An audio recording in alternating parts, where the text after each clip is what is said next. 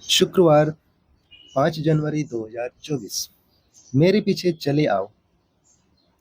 आज का पहला पाठ है पहला योहन अध्याय 3 पद संख्या 11 से 21। क्योंकि तुमने जो संदेश प्रारंभ में सुना वह यह है कि हमें एक दूसरे को प्यार करना चाहिए। हम कायन की तरह नहीं बने। वह दुष्ट की संतान था और उसने अपने भाई की हत्या की। उसने उसकी हत्या क्यों की? क्योंकि उसके अपने कर्म बुरे थे और उसके भाई के कर्म अच्छे।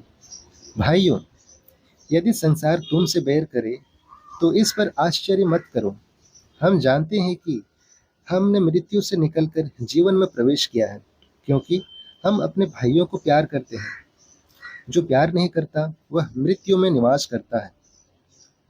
जो अपने भाई से बैर करता है वह हत्यारा है, और तुम जानते हो कि किसी भी हत्यारे में अनंत जीवन नहीं होता। हम प्रेम का मर्म इससे पहचान गए हैं कि ईसा ने हमारे लिए अपना जीवन अर्पित किया, और हमें भी अपने भाइयों के लिए अपना जीवन अर्पित करना चाहिए। किसी के पास दुनिया की धन दौलत हो और वह अपने भाई को तंगहाली में देखकर उस पर दया न करे, तो उसमें ईश्वर का प्रेम कैसा बना रह सकता है? बच्चों, हम वचन से नहीं, कर्म से, मुख से नहीं, हृदय से एक दूसरे को प्यार करें। इसी में हम जान जाएंगे कि हम सत्य की संतान हैं, और जब कभी हमारा अंतःकरण हम पर दोष लगाएगा तो हम ईश्वर के सामने अपने को आश्वासन दे सकेंगे, क्योंकि ईश्वर हमारे अंतःकरण से बड़ा हो और वह सब कुछ जानता है। प्यारे भाइयों, यदि हमारा अंतःकरण हम पर दोष नहीं लगाता तो हम ईश्वर पर पूरा भरोसा रख सकते हैं। यह प्रभु की वाणी है। ईश्वर को धन्यवाद। संत योहन के अनुसार आज का पवित्र सुसमाचार अध्याय 1 पद संख्या 43 से 51। दूसरे दिन ईसा ने गलीलिया जाने का निश्चय किया। उनकी भेंट फिलिप से हुई और उन्होंने उससे कहा, मेरे पीछे चले आओ। फिलिप बेतसाइदा का अंद्रियास और पेतरुस के नगर का निवासी था। फिलिप नथानेल से मिला और बोला, मूसा ने संहिता में और नबियों ने जिनके विषय में लिखा है वही हमें मिल गए हैं। वह नाजरेत निवासी यूसुफ के पुत्र ईसा है। नथानाएल ने उत्तर दिया, क्या नाजरेत से भी कोई अच्छी चीज आ सकती है? फिलिप ने कहा, आओ और स्वयं देख लो।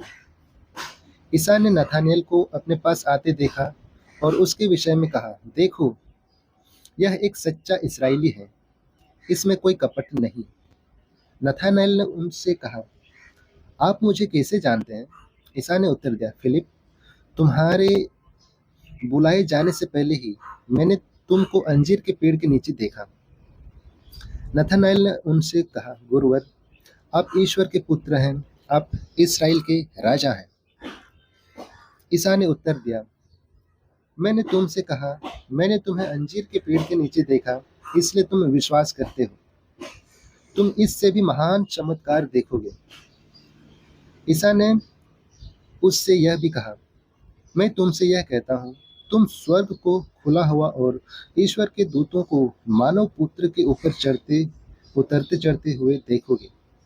यह हमारे प्रभु यीशु ख्रिस्त का सुसमाचार है। ख्रिस्त की जय। तो चलिए आज के रिफ्लेक्शन पर हम नजर डालते हैं।